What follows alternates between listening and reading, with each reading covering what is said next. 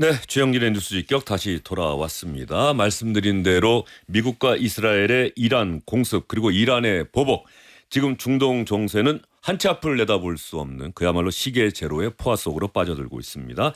왜 이런 상황까지 왔는지, 앞으로 어떻게 될 것인지 고려대 중동 이슬람센터 김덕일 연구위원과 함께 자세한 이야기 여러분께 해드리겠습니다. 어서 오십시오. 안녕하세요. 예, 지금 고려대 중동 이슬람센터 네. 김덕일 연구위원은 그 어떤 중동의 이슬람 문화를 주로 연구해 오신 주로 건가요? 이제 정치 외교학을 전공했고요. 예. 예. 그다음에 이제 대한민국 국비 유학생으로서 저 같은 경우 이제 튀르키예에서 공부를 했습니다.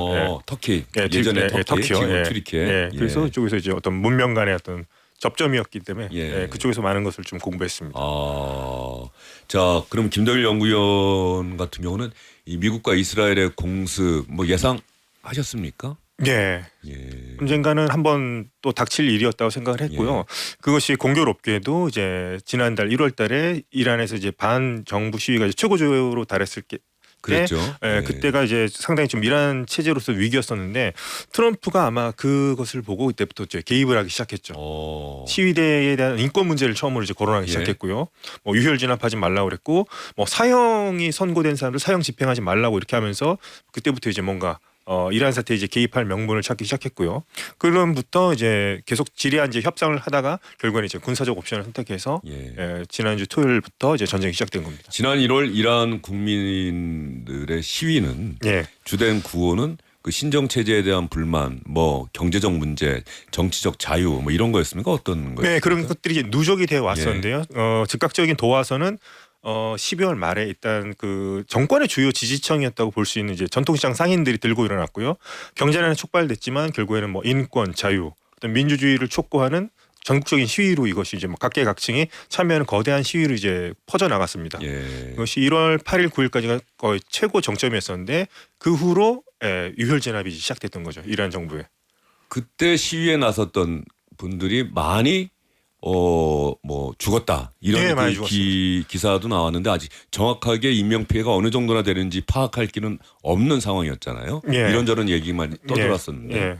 이란 정부 입장은 뭐 3,117명, 예. 3,000명대라고 주장을 하고 뭐 외신에서는 뭐 3만 명 아니면 더 될 수도 있다 이런 얘기까지 지금 나오고 있습니다만 예. 확실한 것은 가장 이란 이슬람 공화국이 탄생한 이후로 가장 많은 사망자가 난 사건입니다.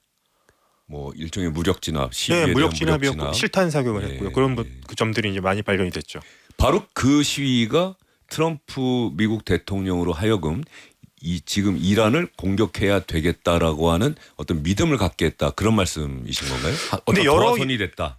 여러 요인이 있었겠지만 우선 이란에 대한 것을 이제 언젠가 한번 이제 짚고 넘어가야 될 시기가 됐는데 어쨌든 우연찮게 하여튼 그런 사건이 벌어졌고, 그렇기 때문에 트럼프 대통령 입장에서는 이제 개입할 수 있는 명분이 생겼다는 것으로 볼 수 있겠죠. 예. 하지만 뭐 궁극적으로는 여러 가지 뭐 복합적인 요인들이 작용했다고 볼 수 있겠습니다. 대외적인 명분은 테러리스트들을 지원하는 그런 국가가 뭐 핵무기를 갖게 하는 건 있을 수 없다. 그렇죠. 뭐 이런 것들을 하나의 주된 명분으로 삼고 있는 건 아닌가요? 그것이 명분이기도 하죠. 예. 그러니까 이란 일단 그 인권 문제도 언급을 했지만 그 미국 의회에서의 연설이 저는 트럼프가 이란을 어떻게 생각하는지가 가장 분명하게 드러났다고 생각을 하거든요.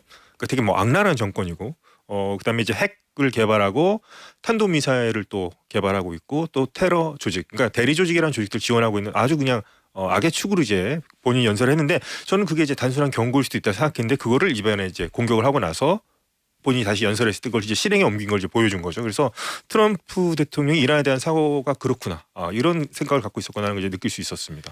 자, 최고 지도자 하메네이가 뭐 미군과 이스라엘군 이 포격으로 사망을 했고 예. 그 사실이 확인이 됐고 예. 그 다음에 이란이 과연 어느 정도의 보복 공개에 나설 것이냐, 나설 수 있을 것이냐라고 예. 했는데 실제로 보복 공개에 나섰고 미군 사망자까지 나왔어요. 예. 이란의 그 공격 능력, 대응 능력은 어떻게 평가하세요? 이란이 대응 능력은 좀 한정돼 있다고 봅니다. 왜냐하면 탄도 미사일밖에 없다고 보거든요. 위협할 수 있는 거죠. 드론도 있고 하는데 예. 탄도 미사일이 뭐 비축한 것을 뭐 최대로 잡았을 때 뭐 2,000기 정도인데 그것도 이제 나눠서 발사를 해야 되겠죠. 이스라엘도 쏴야 되고 이란이 공언했던 것 중에 하나가 그 근처에 자기 지역 내에 있는 미군 기지들도 공격할 것이고 그 미군 기지를 수용하고 있는 나라들도 공격 대상에 들어갈 것이다. 예. 그렇기 때문에 지금 탄도미사일이 좀 또 빠르게 소진될 수도 있고요.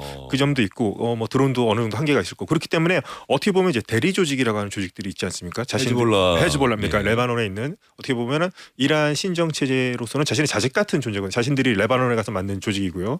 그런 조직들을 통해서 어떻게 보면 이스라엘이라든가 주변의 미군 기지들을 대신 공격할 수 있는 뭐 이라크에서는 자신들 친 이란 시아파 민병대들 아니면 또 예멘 쪽에 있는 후티 반군 뭐 이런 것들을 지금 통해서 뭔가 이제 전쟁 양상을 좀 확전을 시켜서 다른 국가들에게 좀 피해를 주려는 모습을 보이고 있는 거죠.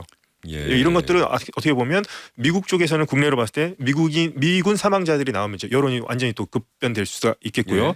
또 하나는 이제 주변 국가들이 공격을 받으면 이런 얘기가 나올 수 있죠. 미국이 너희가 이란을 공격해서 왜 우리까지 피해를 받게 이런 여론을 지금 만들고 싶어서 아마도 이제 확전을 추구하는 목적은 그거라고 볼 수 또 있겠습니다. 하나는 이스라엘. 그렇죠. 이스라엘로 또 비난 화살을 돌리고 예, 그렇죠. 하는. 예. 미국과 이스라엘의 공격 때문에 우리도 이렇게 나설 수밖에 없다. 오늘 이란 외무부 대변인이 CNN과 단독 인터뷰한 내용 보니까 예. 미국 본토를 공격할 수는 없고 예. 미군이 주관하고 있는 관할하고 있는 그런 기지들을 그렇죠. 공격할 예. 수밖에 없다. 예, 예. 이렇게 그냥 이야기를 하더라고요. 네. 예. 그 기지들은 이제 이란의 탄도미사일 사정 거리 안에 있으니까요. 예. 그리고 주로 또 중동 지역에 중동 많이 지역이고, 있고. 예. 그런데 이란의 그러면 그런 공격 역습 능력이라든가 보복 능력으로 볼 때 어느 정도나 버틸 수 있겠느냐. 트럼프 대통령은 뉴욕타임스와 인터뷰에서 4주 혹은 5주 정도 예상하고 있다. 예. 이렇게 이야기를 했는데. 처음부터 이제 몇 주 단위로 한번 생각을 예. 했던 것 같아요. 그러니까 작년에 이스라엘은 상당히 제한적인 타격, 핵시설, 미사일 기지 시설만 타격해서 12일간 전쟁을 했는데 요번에는 좀 그거보다 훨씬 더 강도가 세고 범위도 넓습니다. 이렇게 해서 조금 더 준비를 지난번보다 확실히 좀 강화한 분위기인데 이란의 능력은 그러니까 지난번보다는 좀 더 세게 나오고 있는 건 맞는데 저는 좀 분명히 좀 한계가 있을 것 같아 보이고요. 장기전으로 가면은 이제 보통 우리는 제가 트럼프 대통령 중심으로 이제 보는 시각이 있죠. 그러니까 트럼프가 정치적 생명이기 때문에 뭐 중간 선거가 있고 여론이 어떻고 물가가 오르면 안 되고 이런 이제 전 세계 경제 위주로 보는데 저는 과연 이란이 지금 장기전을 할 수 있는 능력이 될 수 있을지 물론 장기전으로 갈 수 있지만 능력이 될 수 있을지도 저는 의문스럽습니다. 왜냐하면 경제가 이미 파탄이 난 상황이거든요. 이란이. 그렇다면 어느 정도 지지가 돼야지 어느 정도 국민도 지지가 있어야지 전쟁을 지속할 수 있을 텐데 장기적으로 과연 뭐 갈 수도 있겠지만 장기적으로 갈 능력이 과연 있을지도 저는 의문스럽긴 합니다. 근데 결과적으로 장기전으로 간다는 건 미국, 이란 아니면 전 세계 모두의 전 불행이라고 생각합니다. 결국적으로 물가도 너무 많이 오를 거고요. 예. 그러면 조금 전에 언급하셨던 지난 1월에 그 시위에 나섰던 이란 국민은 지금의 상황을 어떻게 볼 것이냐. 하메네이가 세상을 떠났어. 근데 하메네이 그 신정 체제 때 우리는 대단히 불행했어. 우리는 자유가 없었어. 가난했어. 그 새로운 이란 오히려 미국이 이렇게 해줬으니까 우리가 미국이 전쟁을 일으켜준 거 우리 이란을 공격한 건 우리에게 도움이 돼. 혹시 이렇게 생각하고 있는 걸까요? 이란 국민들. 우선 그 불만들이 계속 누적돼 왔었는데 자신들의 요구 사항에 계속해서 유혈 진압을 당해왔습니다. 인터넷을 끊고 유혈 진압을 계속 당해오는 그런 것 때문에 상당히 불만이 많았었는데 정권과 국가를 분리해서 보는 시각이 저는 작년에 12월 전쟁 때부터 일단 드러났다고 봅니다. 이를테면 이란 국민들이 많이 생각했을 때 이 전쟁은 우리 이란 국민과 이스라엘의 전쟁이 아니라 신정 체제와 이스라엘의 전쟁이야. 남 얘기하듯이 이런 얘기를 했었고요. 은근히 또 그때도 뭔가 하메네이를 좀 어떻게 해줬으면 그런 바람도 있었고요. 특히나 이번에 드러난 게 하메네이가 죽었다고 했을 때 많은 시민들이 또 나와서 이렇게 막 환호하는 모습도 있었습니다. 이제 우리나라 방송에서는 아마도 이제 환호하는 모습도 보여주고 또 이제 하메네이가 죽었으니까 애도하는 모습을 이제 이렇게 거의 1대1 비율로 이렇게 보여주는 이제 영상이. SNS에서는 어떤 앵커는 그 소식 전하면서 손을 떨면서 막 울고. 그 사람 이제 구경 방송이죠. 이란인데 그러니까 우리나라는 좀 약간 좀 기계적으로 1대1로 나눠서 뭐 환호하는 사람도 있고 애도하는 사람도 있습니다. 이란이 이렇게 반반으로 나뉘어져 있습니다. 하지만 제가 봤을 때는 1월달 시위 규모라든가 이런 걸 봤을 때는 현재 이란 국민들 상당수는 지금 이란 체제에 등을 돌렸다고 저는 보고 있고요. 그래서 오죽하면은 이제 시위가 무력으로 진압된 다음에 어떤 생각을 했냐면 우리가 이 시위가 지금 거의 잘 될 뻔했는데 이렇게 우리가 힘을 못 썼던 것은 결국 우리가 총칼 앞에 쓰러진 거다. 결국에는 이거를 무너뜨릴 수 있는 게 누구겠는가? 트럼프도 계속 시위대 인권을 얘기했으니까 결국은 트럼프가 우리를 도와주면은 이게 그래도 좀 이 체제에서 벗어날 수 있지 않을까? 이런 생각을 하는 시위대들이 상당히 많았습니다. 많은 이란 국민들 중에서. 이런 건 그러니까 정상 국가라면은 외국이 침입을 하고 전쟁을 한다면 뭉쳐야 되는 게 보통 이제 상식이라고 보는데 이란에서는 좀 뭔가 좀 다른 현상이 좀 벌어지고 있는 거죠. 지금 최고 지도자 하메네이가 사망한 이후에 이란의 군사 안보 총괄권을 가진 알리 라리자니 최고 국가안보회의 사무총장은 미국과 협상하지 않을 것이다. 네. 항전 의지를 불태우는 모습을 보이고는 있는데 네. 결과적으로 내부 이란 네. 국민들의 지지를 받지 못한다면 네. 이 공격을 어느 정도 계속할 수 있을까 거의 회의적인 시선들이 있겠네요. 그러면 저는 상당히 회의적인데 예. 이제 아니면 회의적이지 않다. 아니면 또 장기적으로 할 수 예. 있다. 이렇게 하는 분들도 있죠. 왜냐하면은 이 사람들이 믿는 건 그 혁명수비대라고 하는 이제 최정예 부대가 저희가 있잖아요. 기사로 많이 봤던 예, 혁명수비대라고 하는 그 최정예 부대가 존재하는 한 우리는 뭐 끝까지 싸울 수 있을 것이다. 장기전으로 갈 수 있을 것이다. 이렇게 보는데 글쎄요, 저는 그 사람들이 뭐 신앙심, 충성심으로 뭉쳐 있다고 하지만 결국에는 뭐 어떤 보급이라든가 이런 것이 이루어지지 않을 경우에 어떻게 이 사람들이 끝까지 할 것인지. 왜냐하면 트럼프가 그 얘기를 했죠. 그러니까 군경을 비롯해서 혁명수비대 보고 무기를 내려놓아라. 그러면 면책해주겠다. 예. 하지만 그렇지 않을 경우는 죽음뿐이다 했는데 그것은 어떻게 보면 이란 국민들에게는 또 저항하라고 또 계속 이제 선을 긋는 발언, 예. 구분하는 발언을 하는데 혁명수비대가 과연 끝까지 할 것인지 항전을 끝까지 할 것인지도 한번 지켜봐야 될 것 같습니다. 그러니까 겉으로는 상당히 견고해 보이고 엄청나게 뭐 신앙적으로 똘똘 뭉쳤다고 하지만 그런 부분까지도 한번 가능성을 어떻게 이 안에서 어떤 일이 벌어질지 그리고 또 정규군과의 관계도 또 별개의 문제이기도 하니까요. 그런 것까지도 한번 종합적으로 생각해봐야 될 것 같습니다. 트럼프 대통령이 뭐 콜롬비아 마두로 대통령 네. 체포하고 그럴 때는 베네수엘라. 베네수엘라요. 예. 그럴 경우에는 어떤 석유를 어느 정도 석유 이권을 챙기려고 했던 것 아니냐 이런 분석도 나왔는데 지금 이란은 경제적으로 파탄 지경까지 이르렀다고 하는데 미국이 이번 공격으로 어떤 실리를 취하려고 했을까? 이란의 단순히 지휘부를 교체한다? 그것만이 목표는 아니었을 것 같은데. 궁극적으로 제가 봤을 때는 트럼프 대통령의 목적은 이제 대중국 견제라고 보는데 그 전에 앞서서 어떤 반미면서 친중 국가인 이 이란이라는 국가, 그래서 중동 질서를 한번 재편하고 가야 되겠다는 그런 욕심이 좀 있다고 봅니다. 예. 왜냐하면 상당히 좀 이기 행정부 들어와서 이렇게 서두르는 모습을 어디서 봤냐면 가자 지구에서도 휴전을 상당히 좀 빨리 그러니까 문제가 마무리되지 않았는데 급속하게 좀 봉합해서 빨리 휴전하라고 했었고 이 문제도 이란 문제도 뭔가 좀 빨리 해결하는 듯한 그런 느낌을 좀 상당히 많이 받거든요. 결국에는 중국, 아시아 지역을 집중하기 위해서 우선 이란 문제를 좀 해결하고 넘어가야 돼요. 중동에서 중국을 견제하려고 하는 그런 예, 생각에서. 그렇죠. 왜냐하면 이란 산소의 80%에서 90%가 음성적으로 현재 국제 제재를 받고 있지만 중국으로 수출하고 있습니다. 그럼 베네수엘라랑 거의 같은 예. 비슷한 상황이에요. 그러니까 중국은 지금 싼 값으로 예. 이란 산소기를 쓰고 있는데 그렇지 못하게 만들 수 있다는 것이고 중국은 또 1대1로라고 하지 않습니까? 이제 아시아와 유라시아를 있는 것도 이란이 중요한 축 중에 하나인데 거기를 예를 들어서 중국에 뭐 친하지 않은 어떤 정권만 들어선다고 해도 트럼프 입장에서는 중국 견제에 조금 더 힘을 얻을 수 있다. 뭐 이렇게 판단하는 것 같습니다. 트럼프 대통령이 뭐 차기 이란의 지도자 네. 뭐 세 가지 선택이 있다 이런 얘기하면서 누군지는 얘기하지 않았는데 네. 실제로 그런 것까지도 다 염두에 두고 있겠죠. 네, 아마 다 두고 예. 있을 거예요. 상당히 요번에 그 암살한 거 하메네이 폭발 때도 뭐 너무나 철두철미하게 미군 뭐 CIA가 준비를 한 것이 예. 좀 드러났기 때문에 다 고려하고 있을 것 같습니다. 하메네이 사망 이후에 이란의 지도 체제를 어떻게 할 것이냐 예, 이런 예. 부분까지. 네. 혹시 뭐 이란 내부에서 거론되는 그런 인물들은 없습니까? 인물들은 있는데 네. 먼저 뭐 이제 실세라고 불린 사람들이 일단 뭐 알리 라리자니 뭐 협상을 없다 했던 예. 한 사람도 있었고 뭐 어떤 사람이 이제 뭐 호베르라고 어제 뉴스에서 많이 나왔던 사람은 이제 뭐 하메네이의 어떤 금고지기 역할을 했던 사람인데 이 사람들은 뭐 실세일 수는 있지만 최고 지도자는 될 수가 없습니다. 예, 최고 지도자는 이슬람 법학자 중에서 선발이 돼야 되니까요. 그래서 과연 이제 현재 지금 임시 지도 체제 이제 과도 정부 체제로 지금 이끌어 나가고 있는데 그러니까 전문가 위원회가 열려서 최고 지도자를 선출을 해야 됩니다. 법학자들이 모여서. 그래서 이게 며칠 안에 이 사람들이 선발이 될지 뭐 이란 쪽에서는 뭐 하루에서 뭐 이틀 이내에 선발이 가능하다고 하는데 최고 지도자를 이제 누가 이제 선발이 될지도 한번 지켜봐야 될 것 같고요. 오히려 이 지금 과도 정부 안에서 어떤 뭐 이것이 잘 지금 굴러갈지 여러모로 한번 계속 고민을 해봐야 될 것 같습니다. 어떻게 지금 이란도 왜냐하면 이건 좀 처음 맞아보는 사태거든요. 지금.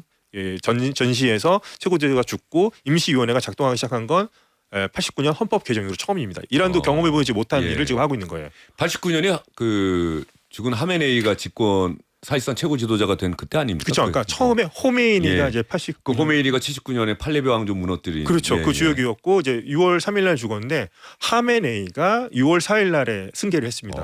그때는 이제 평시였고 바로 이제 회의를 열어서 됐는데 이번에는 조금 더 시간이 걸릴 것 같긴 합니다. 전시 체제고 또 이렇게 임시 과도 정부 체제가 어떻게 빨리 조치를 해서 전문가위를 소집해서 최고 지도를 선출할지 거기까지도 한번 지켜봐야 될 것 같습니다. 이란이라고 하는 나라가 중동에서도 같은 이슬람을 믿는 그런 국가임에도 불구하고 그 종교 뭐 좀 파가 다르고 예. 그래 좀 독특한 나라다. 예. 또 독특한 역사를 갖고 있고 우리가 흔히 영화 300인가에 나왔던 그 페르시아 예. 뭐 그 후예들 아니냐 뭐 이런 얘기도 있지 않습니까? 후예들이 예. 있는데 예. 이를테면 페르시아 이쪽 그러니까 민족주의가 강한 친구들은 그 페르시아 제국과 예. 이슬람을 받아들인 이후의 이슬람의 이란을 또 이제 구분하는 친구들도 예. 있습니다. 그래서 요번 같은 경우에는 시위대에서는 그러니까 이슬람에 관한 구호는 전혀 나오지 않았고 예. 오히려 이제 팔라비 왕조를 외치는 구호라든가 과거 이제 고대 페르시아의 어떤 그런 상징을 소환하는 그런 상징들이 많이 등장했었습니다. 그 이슬람적으로 봤을 때는 뭐 수니파, 시아파 이렇게 있지 않습니까? 네, 시아파의 맹주라고 이제 자처를 해왔던 예. 것이죠. 예. 예. 자, 이란의 앞날은 어떻게 전망하세요? 연구위원 사실 이런 질문을 가장 많이 받으실 거예요. 이 전쟁은 언제쯤 끝나고 이란은 그러면 어떻게 되는 거야? 예. 이런 질문 참 많이 받으실 것 같아요. 가장 어려운 예. 질문이기도 한데 우선 트럼프 대통령은 아마도 계속해서 겉으로는 계속 공격을 하겠다고 하지만 아마도 이제 협상 같은 거를 물밑에서는 계속하면서 트럼프 대통령 특유의 그 전술이죠. 예, 전술이죠. 예. 이렇게 강온 전략 이제 예. 병행하면서 하는데 트럼프 대통령이 원하는 일테면 숙제를 내줬을 것이고 계속 이란이 어느 정도를 자신의 원하는 만족치에 해당되지 않으면 계속 군사 공격을 하겠다 해서 4주 얘기를 했는데 어떻게 반대로 또 생각해 보면 미국이 최대한 공격할 수 있는 역량이 4주가 넘기기 힘들지도 않게 뭐 그렇게 보이기도 또 합니다. 미국 내 여론이 어떤 그렇죠. 방향으로 갈지도 모르는 지금 거니까. 사상자가 예. 나왔는데 이게 예. 갑자기 늘어나기 시작하면 국내 여론 또 트럼프 대통령 또 중간 선거도 앞두고 있기 때문에 그것까지도 염두에 두고 있을 것 같습니다. 예.